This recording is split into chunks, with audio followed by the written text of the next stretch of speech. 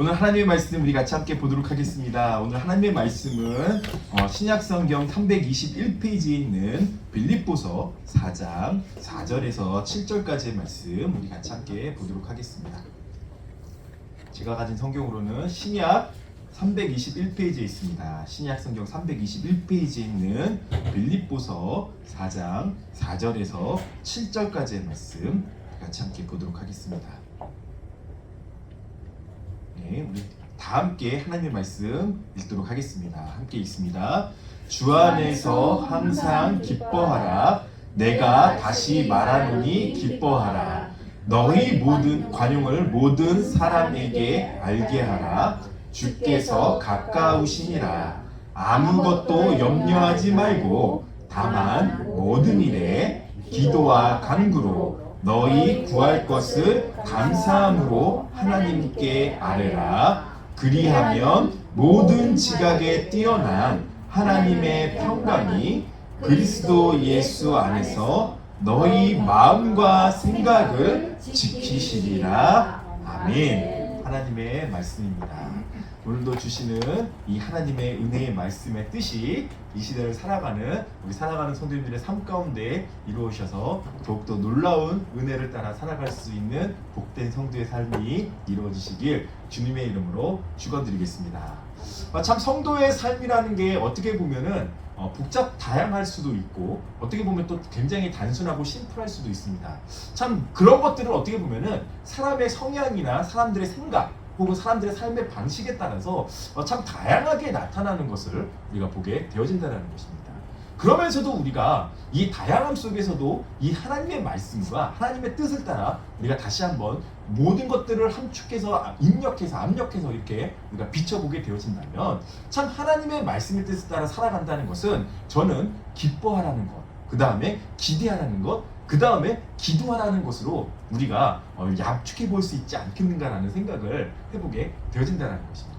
그래서 오늘 주시는 이 빌립보서의 이야기, 이 빌립보서의 말씀을 보면서 우리가 오늘 이 주시는 하나님의 말씀의 뜻을 다시 한번 되짚어보아 더욱더 하나님의 말씀의 뜻을 따라 살아갈 수 있는 성도의 삶이 회복되시며 나아갈 수 있길 주님의 이름으로 축원드리겠습니다. 오늘 본문의 말씀은 사도 바울이 빌립보에 있는 교인들에게 쓴 편지입니다. 근데 이 빌립보서는요 굉장히 많은 것들을 이 사도 바울이 권면해주고 추천해주고 이야기해주는 그런 한마디로 편지의 내용들인데 참 이 내용들을 보게 되면요 굉장히 우리가 다른 성경의 말씀과는 좀 다른 부분이 있는 것을 보게 되어지는데 그것 중에 하나가 바로 기쁨이라는 것이에요.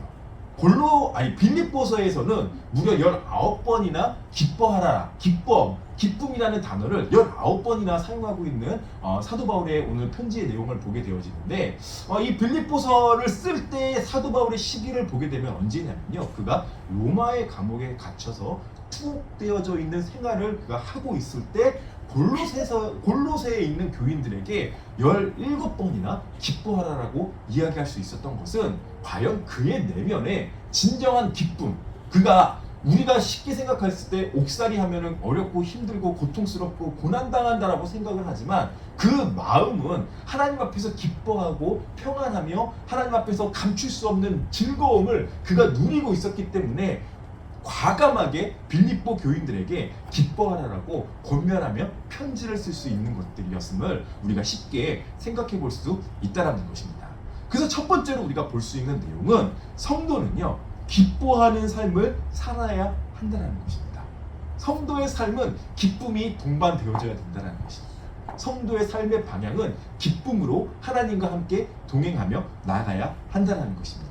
그래서 오늘 4절 말씀에 가장 먼저 빌립보 교회에다가 이렇게 이야기하는 것이 무엇이냐면 주 안에서 항상 기뻐하라. 내가 다시 말하노니 기뻐하라 라고 이야기한다는 것입니다.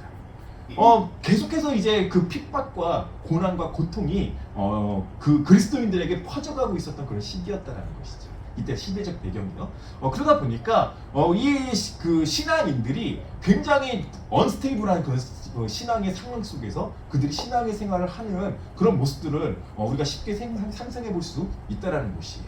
신앙생활을 하면서 마음 편한 그런 상황 가운데 그들이 삶을 살았던 것이 아니라 뭐 이렇게 좀 모든 일이 잘 되고 모든 일이 만사형통한 그런 시대적 배경 가운데서 그들이 신앙생활을 했었던 것이 아니라 언제 끌려갈지 모르는 정말 신앙생활을 하면서 신앙 그 믿음의 생활을 하면서 언제 끌려가고 언제 잡혀갈지 언제 고통당하고 고난을 당할지 모르는 그런 사회적 배경 가운데서 그들이 신앙생활을 하고 있는 그 과정 가운데서 사도 바울이 그리스도인들에게 가장 먼저 명령한 것이 기뻐하라는 것이었어요. 참 어불성설 아닙니까? 뭐가 말이 맞지 않지 않습니까? 하지만 그 기뻐하라는 것은요, 결국 하나님의 뜻을 따라가는 성도들의 삶에 가장 첫 번째 덕목이 되어지는 것을 사도 바울이 깨달았기 때문이라는 거예요. 아무리 내가 고통 가운데 있다 할지라도, 고난 가운데 있다 할지라도 그 말씀 가운데서 가장 기뻐할 수 있는 것은 하나님이 그것을 원하고 계시고 하나님께서 그 삶을 지켜주시고 보호해 주신다는, 어떻게 보면은 또 굉장한 그 믿음의 집약체로서 나타나는 표현이 기쁨이 되어질 수 있기 때문이다라는 거예요. 그래서 어떻게 보면요, 성도의 삶은 기뻐해야 되는 거예요. 항상 기뻐해야 되는 거예요. 즐거워해야 되는 거예요. 이 신앙생활이라는 것이 우리가 사회를 바라보며 이 세상을 바라보며 물론 삶을 살아가며 이 세상을 향하여 우리가 나아가는 그런 공동체이긴 하지만, 궁극적으로 우리는 하나님의 임재를 누리며 하나님과 함께 동행하며 하나님과 함께 이 시대를 살아가는 그런 동행자로서의 삶을 살아가는 그런 신앙인이 되지 않겠습니까? 그렇기 때문에 우리는요, 기뻐할 수밖에 없는 거예요. 즐거워할 수밖에 없는 거예요.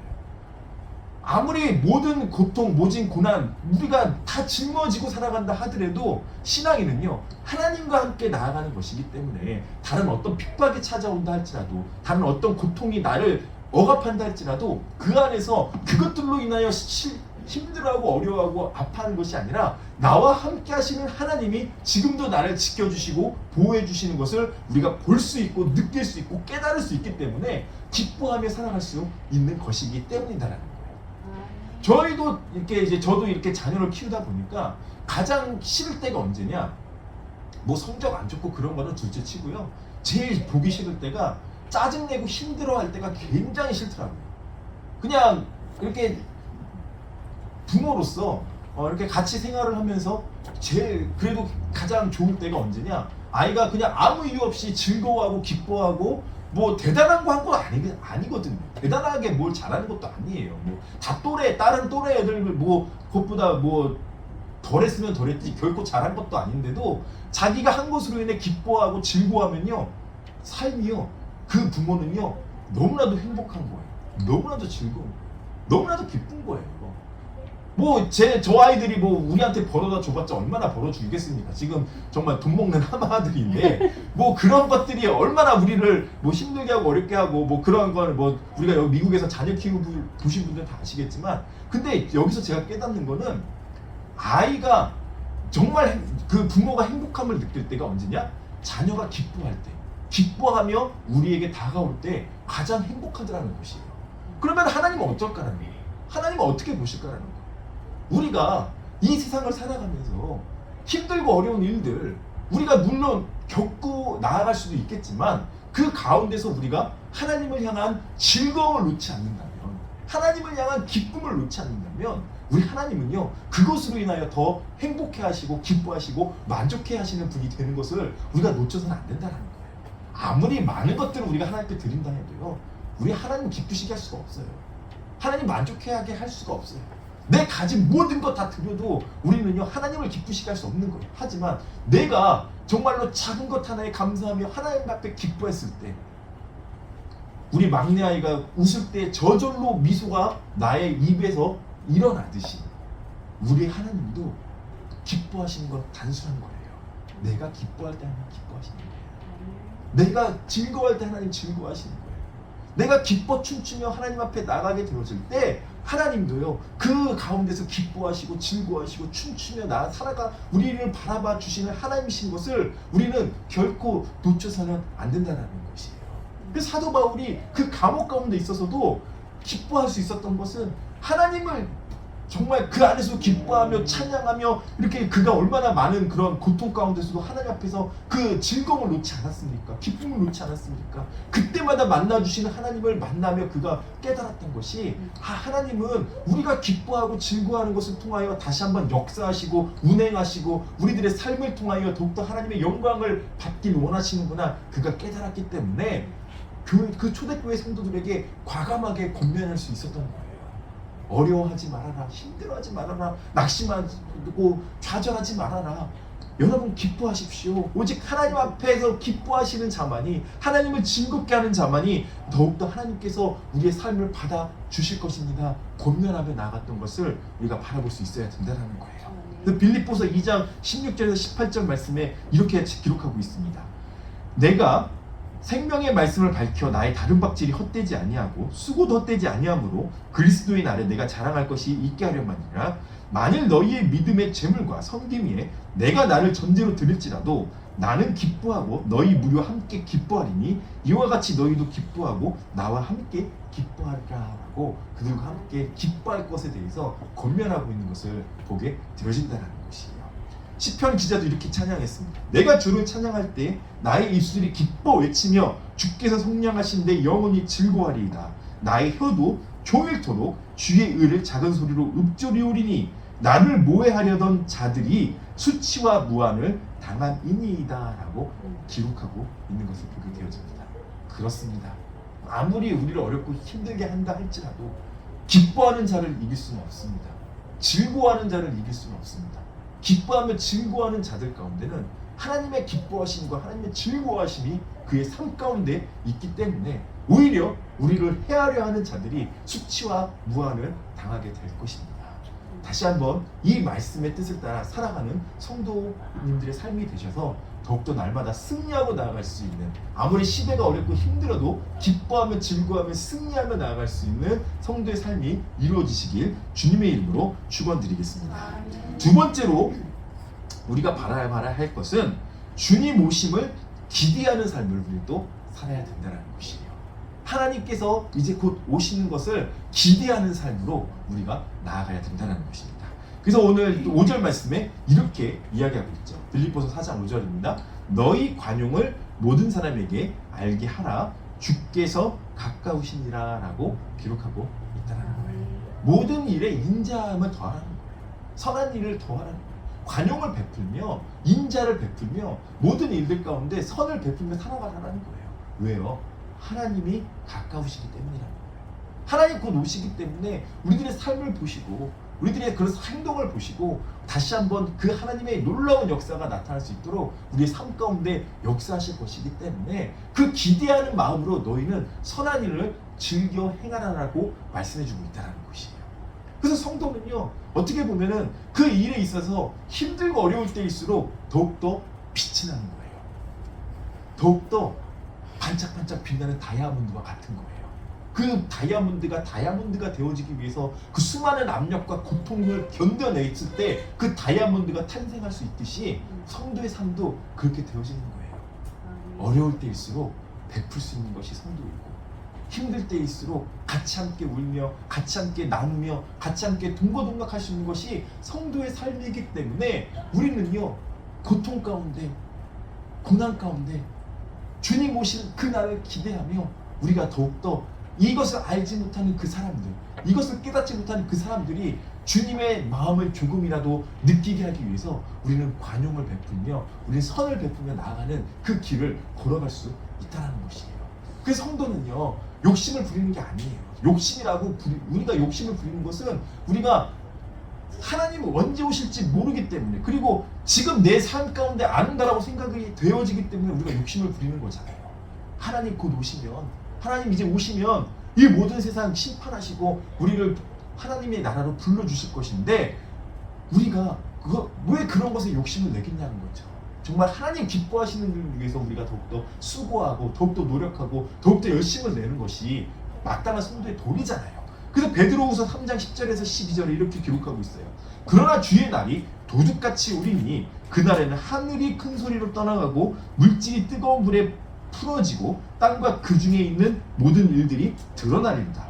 이 모든 것이 이렇게 풀어지리니 너희가 어떠한 사람이 되어야 마땅하겠느냐? 거룩한 행실과 경건함으로 하나님의 날이 임하기를 바라보고 간절히 사모하라. 그날에 하늘이 불에 타서 풀어지고 물질이 뜨거운 불에 녹아지려니와 라고 기록하고 있다는 거예요. 그래서 우리 초대교회 사도들은 곧 주님 오실 그날을 생각하면서 그 고난 가운데서도요, 그 성도의 길을, 그 다이아몬드와 같은 반짝반짝거리는 그 빛남을 놓지 않으려고 했던 거예요. 하나님 곧 오시니까, 하나님이 곧 오시니까, 우리 주님 다시 오시니까 그날을 위해서 우리가 고통과 고난과 핍박을 당해도 다시 한번 기뻐하면서 성도의 삶으로 나아가는 것, 그것이 가능했었던 것은 우리 주님 오신다, 우리 주님 곧 오신다, 언제인지는 모르지만 뭐 우리 그 옛날에 이단들이 자주 했던 게 면접을 며칠 날 딱 정해서 얘기했잖아요. 그런 게 아니라, 우리는 그런 게 아니라 하나님 언제 오실지 알지 못하지만 비록 이것이 끊임없는 싸움이 된다 할지라도, 뭐 내 시대가 아닌, 내 생의 시대가 아니라 할지라도 주님 곧 오실 그날을 생각하며 나는 끝까지 관용을 베풀고 선을 베풀고 정말로 하나님 기뻐하시는 일을 하기 위해서 내가 더욱더 다른 박질하며 나아가겠다라고 삶을 살았기에 다시 한번 우리가 이 시대 가운데서 하나님의 말씀을 듣고 나아갈 수 있는 일이 일어나고 있음을 우리가 기억해 봐야 할 줄로 믿습니다. 그래서 로마서 13장 11절에서 14절 말씀에 이렇게 기록합니다. 또한 너희가 이 시기를 알거니와 자다가 깰 때가 벌써 되었나니 이는 이제 우리의 구원이 처음 믿을 때보다 가까웠음이니라. 밤이 깊고 낮이 가까웠으니 그러므로 우리가 어둠의 일을 벗고 빛의 갑옷을 입자. 낮에와 같이 단정히 행하고 방통하거나 술 취하지 말며 음란하거나 호색하지 말며 다투거나 시기하지 말고 오직 주 예수 그리스도로 옷 입고 정욕을 위하여 육신의 일을 도모하지 말라라고 기록하고 있습니다. 사랑하는 성도 여러분, 주님 오심을 기대하며 살아가는 것은 오늘 이 본문의 말씀처럼 우리가 이 모든 것들을 버리고 살아가는 거예요.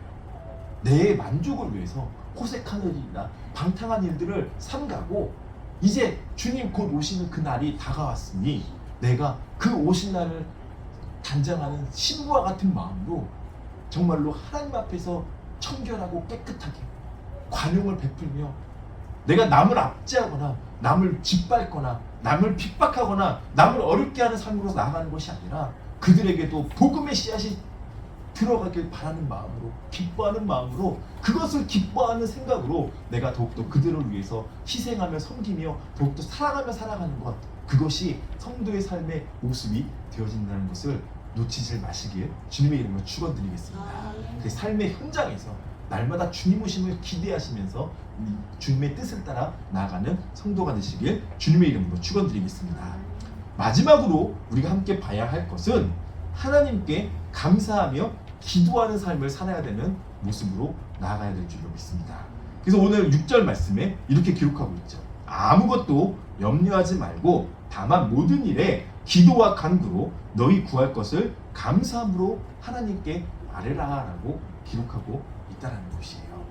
그래서 우리는 늘 하나님 앞에 기대하는 마음으로 기도하는 거예요. 감사하는 마음으로 기도하는 거예요. 염려하며 우리가 기도하는 것이 아니라, 근심하며 기도하는 것이 아니라, 우리는 더욱더 하나님의 그 뜻 안에서 모든 것들을 채워주실 분은 하나님이시기에, 모든 것들을 이끌어가 주시고 우리를 만족해 하시는 분은 하나님이시기에 그것을 감사하며 기뻐하며 하나님 앞에 기도하는 거예요. 그러면서 우리는 당연히 그렇게 될 줄 믿기 때문에 하나님 앞에 감사할 수 있는 거예요. 이루어지고 난 다음에 감사하는 것도 물론 중요하고 우리에게 정말 소중한 일이 되겠지만, 우리는요 하나님께서 이끌어 주실 일에 대해서 감사하며 나아갈 수 있는 것도 필요한 거예요. 그것도 정말 하나님께 기뻐할 수 있는 일이에요. 하나님 기뻐하시는 신앙 중에 하나예요. 뻔히 보이는 고통, 이렇게 하면 내가 힘들 거 뻔히 아는데, 내가 어려울 거 뻔히 아는데, 그럼에도 불구하고 하나님이 그 길을 가라고 말씀하시고 그 신앙의 길을 걸어가라고 말씀하시는 그 하나님의 뜻을 따라 우리는 감사하며 살아가는 거예요. 아, 하나님, 이 힘든 일들 내가 무엇이란데 나로 하여금 이 천국의 비밀을 깨닫게 하시기 위해서 나로 하여금 이 길을 걸어가게 하십니까? 이 고통의 길을, 이 고난의 길을, 의 아픔의 길을 왜 나에게 걸어가라 하십니까? 그렇지만 하나님, 염려하지 않겠습니다. 걱정하지 않겠습니다. 근심하지 않겠습니다. 주님 앞에 감사하며 내가 이 길을 기쁨으로 걸어가겠습니다. 그렇게 기도하는 것이 하나님 앞에 영광스럽게 세워질 수 있는 삶의 모습이 되어지는 것을 놓쳐서는 안 된다는 것이에요. 그래서 사도 바울은요, 데살로니가에 있는 교회에게도 이렇게 권면했어요. 항상 기뻐하라, 쉬지 말고 기도하라, 범사에 감사하라. 이것이 그리스도 예수 안에서 너희를 향하신 하나님의 뜻이니라. 기뻐하며 기도하며 감사하는 것, 이것이 하나님의 뜻이라는 거예요. 성도에게 다른 많은 것들을 요구하는 게 아니에요. 너희가 무슨 세계 1등이 되어라, 인류가 되어라, 뭐 정말 인류의 가장 특출난 달란트를 지녀 하나님께 영광 돌려라, 이게 하나님의 뜻이 아니라는 거예요. 작은 것 하나에 기뻐하며 적은 것 하나에 감사하며 모든 상황 속에서도 하나님 앞에 기도할 수 있는 거예요. 내 뜻이 됐든 내 뜻이 아니든 성도는요, 기도하면서 하나님 앞에 감사할 수 있는 것, 그것이 하나님의 뜻이라는 거예요. 내 뜻이 이루어지기만을 위해서 기도하는 것이 아니라 하나님의 뜻이 이루어지기 위해서 기도할 수 있는 것, 하나님의 뜻을 바라보며 하나님의 영광이 나타나기를 바라보면서 기도하며 감사할 수 있는 것, 내 마음과 내 속에 있는 것들대로만 이루어져야 속이 시원한 그런 삶을 살아가는 게 아니라, 우리는 내 뜻과는 반대의 일이 벌어진다 할지라도 이것이 하나님의 뜻이면 내가 기뻐하며 살아갈 수 있습니다. 감사하며 살아갈 수 있습니다.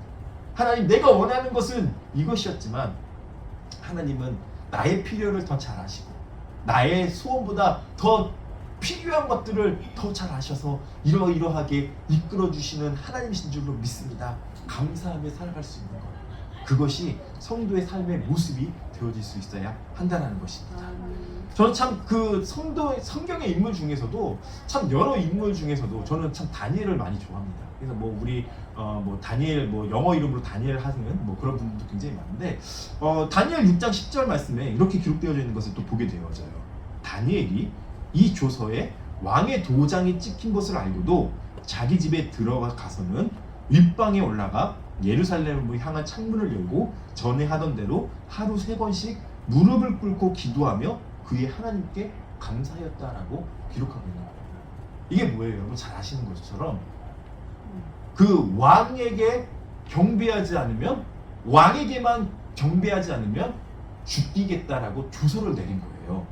근데 10절에 이렇게 기록하고 있잖아요. 다니엘이 이 조서에 왕의 도장이 찍힌 것을 알고도라고 되어 있어요. 우리는 그러잖아요. 모르쇠로 일어나잖아요. 너 왜 이 죄 졌어? 그러면은 제일 뻔한 변명이 뭐예요? 아, 몰랐습니다. 아유, 술을 마셨는데 뭐 운전하지 않았습니다. 뭐 이런 약간 우리 그런 그 코미디에서도 많이 사용하는 소재로 우리가 보는데, 우리는 몰랐어요. 뭐 이게 가장 뭐 어떻게 보면 너무나도 손쉬운 변명인데, 다니엘은요 그렇게 하지 않았어요. 이 다니엘이 지금 나라의 총리거든요. 그 나라의 총리이기 때문에 모를 수가 없죠. 어떻게 보면 또 뭐 가장 그 왕의 옆에서 측근으로서 왕이 이루어지는 모든 일들을 그가 관장하고 그의 허락 없이는 왕에게 조서가 올라가지도 않기 때문에, 어떻게 보면 참 다니엘이 대단한 것은요, 그런 것들조차도 막지 않았어요. 뻔하잖아요. 그런 게 올라가면은 자기에게 불리할 거 뻔히 아는데도 다니엘은요, 그럴 힘이 있음에도 불구하고, 그럴 능력이 있음에도 불구하고 그런 것들을 막지 않았어요. 왜요? 하나님께서 자기를 기뻐하는 길로, 하나님의 영광을 나타내는 기뻐하는 길로 인도하심을 그가 믿었기 때문에 그는요 감사하며 기도할 수 있었던 거예요. 이 조서에 찍힌 내용을 알면서도 그는요 감사하며 하나님께 기도했던 거예요.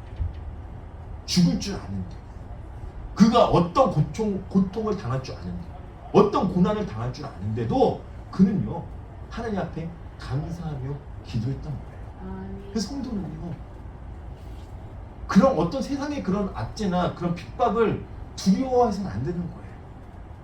그런 것들로 인해서 그 고통을 두려워하며 그 고통을 피해달라고, 물론 우리 주님도 그 십자가의 고통, 십자가의 고난 피해달라고, 피할 수 있으면 피해달라고 하나님께 기도했었던 분이시지만, 하나님의 뜻이 그러하거든 그 뜻을 따라 나아갔던 거예요.